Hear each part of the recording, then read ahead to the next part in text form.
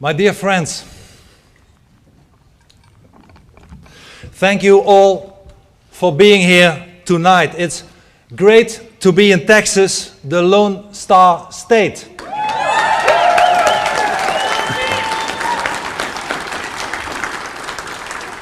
The one star in the Texan flag represents all the free Western world needs today. Defiance, pride, and independence. Thank you, Texas.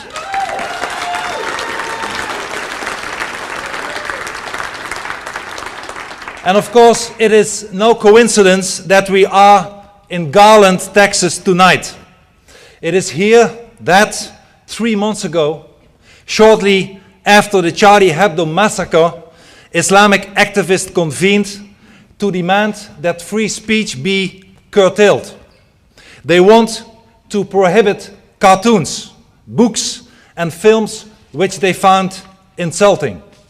And our answer is, don't mess with Texas.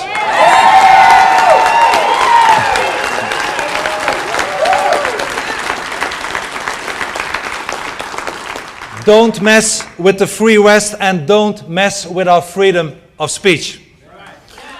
My friends, allow me to thank Pamela Geller for organizing this exhibition.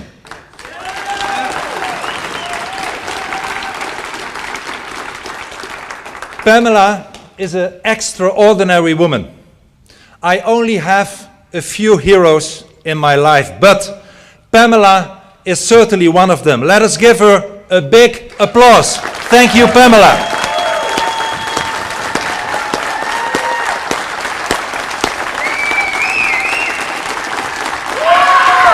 Thank you.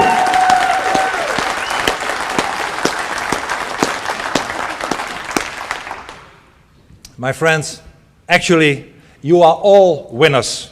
Everybody present here tonight deserves respect just for being here.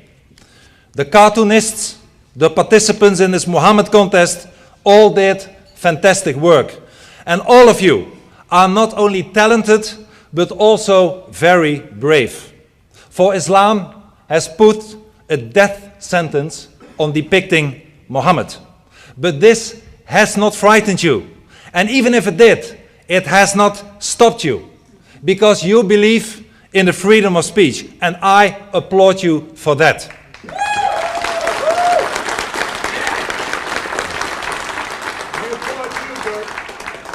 Thank you so much. However, there can only be one winner of the contest. And that is, as you already know, Bosch Forsten.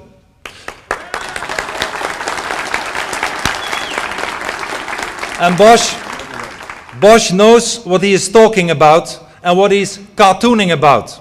Being a former, of in his own words, recovered Muslim.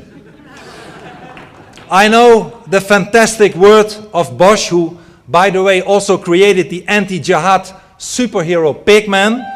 I already know him for his work for many years, and I want to congratulate him, not only for his brave and excellent work, but also for winning the contest today. Congratulations, Bosch.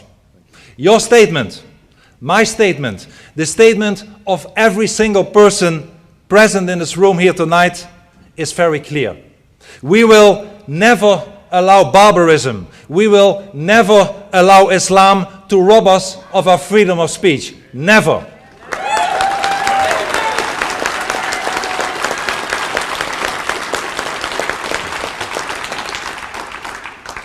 And I know from my own experience how dangerous it is to stand for freedom. I know how dangerous it is to speak the truth about Islam.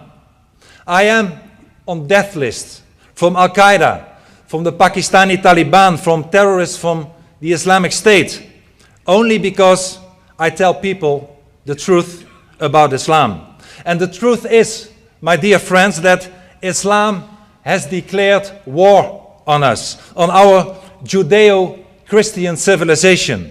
Islam wants to rob us of our freedoms and liberties. And let me tell you, Islam and freedom are totally incompatible. I'm a politician, but cartoonists, like my good friends, the Danish cartoonist Kurt Westergaard, the Swedish artist Lars Vilks, are also on death list. Both have already been the victims of murder attempts. And another man on this Al-Qaeda list was the cartoonist Charp, editor of the French magazine Charlie Hebdo. And as we all know, he and 9 of his colleagues were murdered last January in Paris by followers of the religion of hate. According to Sharia law, they were all guilty of the same crime. The crime of depicting Muhammad, the crime of defaming the so-called Prophet of Islam, a crime punishable by death by the religion of death. And in order to show them that we will not have Islam dictate the law, we are here with an exhibition of Muhammad cartoons. We are here in defiance of Islam. We are here to defend our rights and stand for freedom of speech. That is our duty today.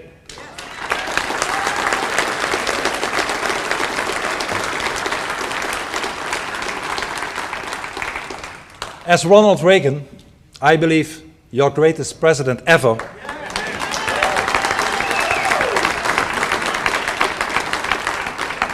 as Ronald Reagan said, freedom is never more than one generation away from extinction.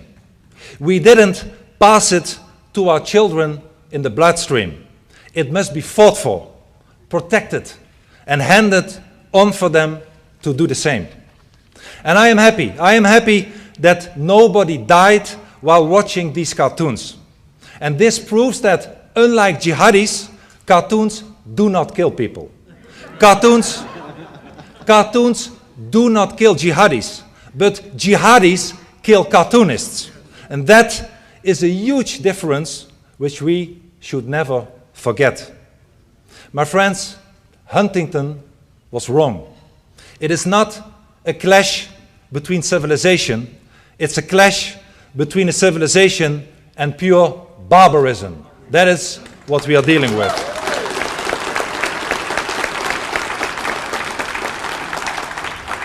And a lot of politicians around the world are afraid to say, and I'm proud to say, that our culture, our Judeo-Christian culture, is far superior than the Islamic one.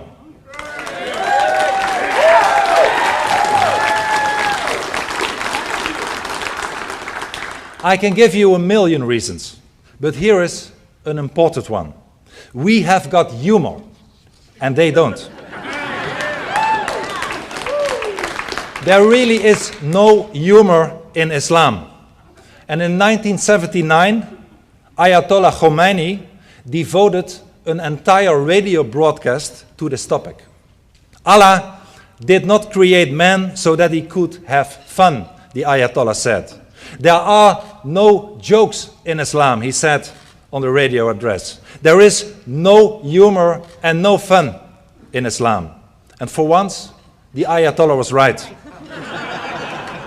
Islam does not allow free speech, because free speech shows how evil and wrong Islam is. And Islam does not allow humor, because humor shows how foolish and ridiculous it really is. My friends, you are extremely fortunate to live in America, because you have a First Amendment. In Europe, it's not just the jihadis who go after you. The authorities do so too. In the Netherlands, I have been dragged to court on hate speech charges for speaking the truth about Islam. I was acquitted, but now the authorities want to prosecute me again. And we, the people who criticize Islam, are harassed. But the sympathizers of the Islamic State, they are left in peace. Last summer, they took the streets in my hometown of The Hague. They carried even swastikas. They carried black ISIS flags. They shouted death to the Jews. And you know what? The authorities did nothing. As a matter of fact, we have weak leaders. Weak leaders, appeasers, are ruling the Netherlands, Europe, and if I may say so, even the United States of America.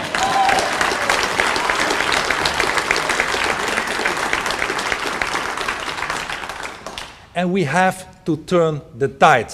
And we will turn the tide. New leadership is what we need to defend our freedom of speech and resist the ongoing Islamization of the West.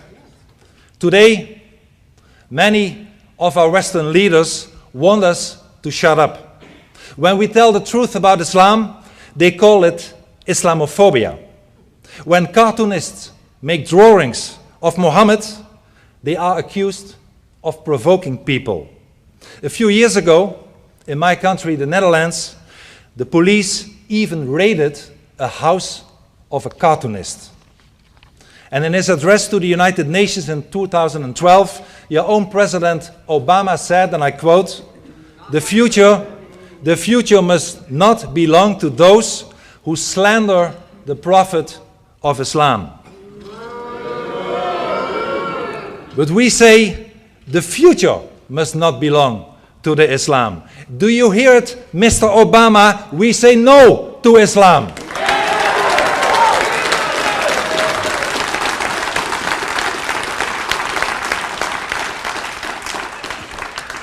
Unlike President Obama and his European colleagues, we are not willing to sign away our freedom and independence. The day we give away humor and freedom of speech is the day that we cease to exist as a free and independent people. And that day, I promise you, with your help, that day will never come. And that is what this exhibition is all about.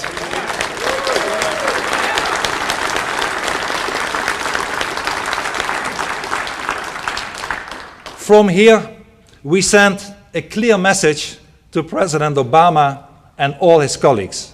We will never submit. We are not intimidated by Islam. And sure, we will not be picking up swords and axes and breaking into people's homes. But we will not remain silent either. Moderation in the face of evil is evil itself. And this is not what our age needs. We must uncap our pens. We must speak words of truth. We are facing, unfortunately, an enemy who is striving through all means to destroy the West and snuff out our traditions of free thought, free speech, and our Judeo-Christian values. And my friends, make no mistake. If we fail, we will be enslaved. So the only option we have is to defend our freedom with all the energy we have. It is time to be brave. It is time to do our duty.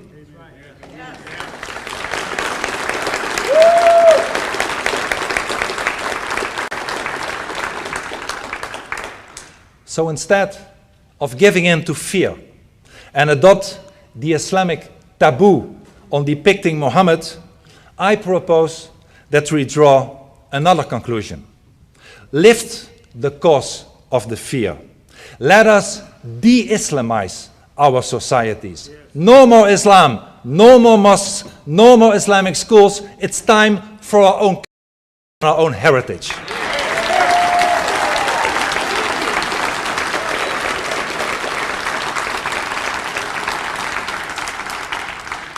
Let us liberate ourselves from this tyranny. And that's another good reason why we are having this exhibition here today. Depicting Muhammad is an act of liberation. And let us hold similar exhibitions all over the world.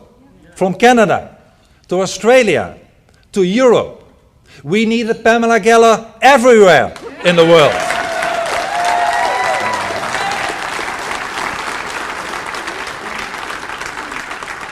I invite all the cartoonists to come to the Netherlands with this exhibition. I will help you exhibit these cartoons in the Dutch Parliament building.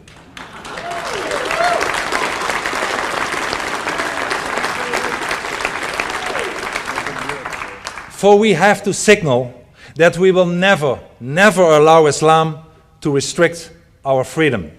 And we have to show them that we will never bow in the direction of Mecca. My friends, I'm not saying that there are no moderate Muslims. Fortunately, there are Muslims who do not live according to the Islamic commands. But there is no moderate Islam.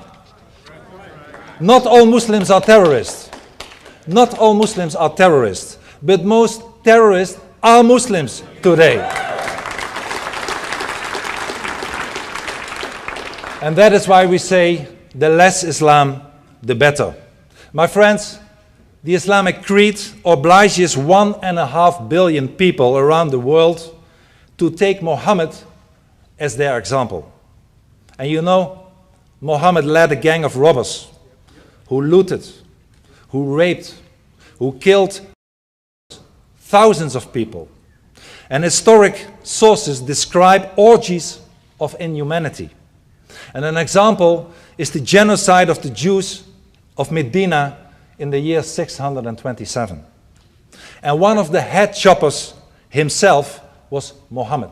Muhammad himself, confronted with the lunacy of the Islamic terrorists that we see today on our television screens. Every day, it is not hard to find out whom they get their inspiration from. It was Muhammad who, as a matter of fact, and we have to be honest and tell the truth, was a warlord, a murderer, and a pedophile.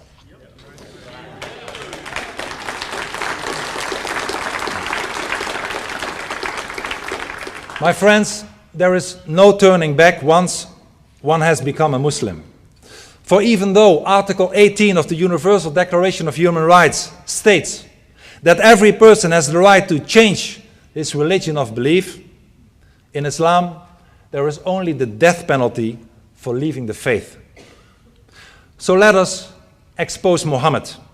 Let us show the world what Islam truly is. Let us support Muslims like Bosch, who wish to leave Islam and liberate themselves from the fear.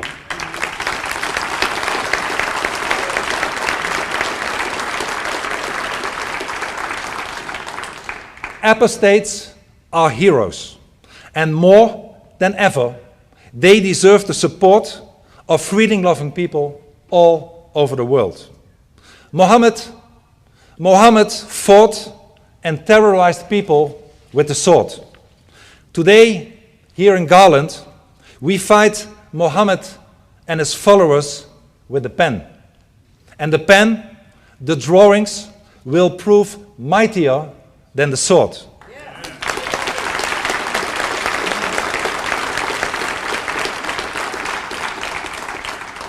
Muhammad's followers fight us with blood baths. But today here in Garland, we fight them with humor. Because blood baths enslave, while humor liberates. Let me end my speech, my dear friends, by quoting Sam Houston, the founding father of this great state of Texas. God bless Texas!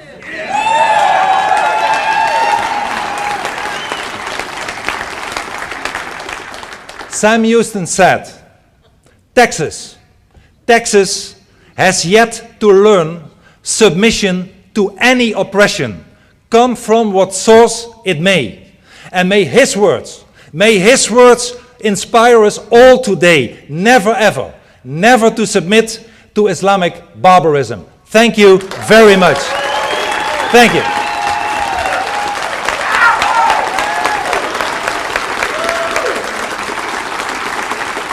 Thank you so much.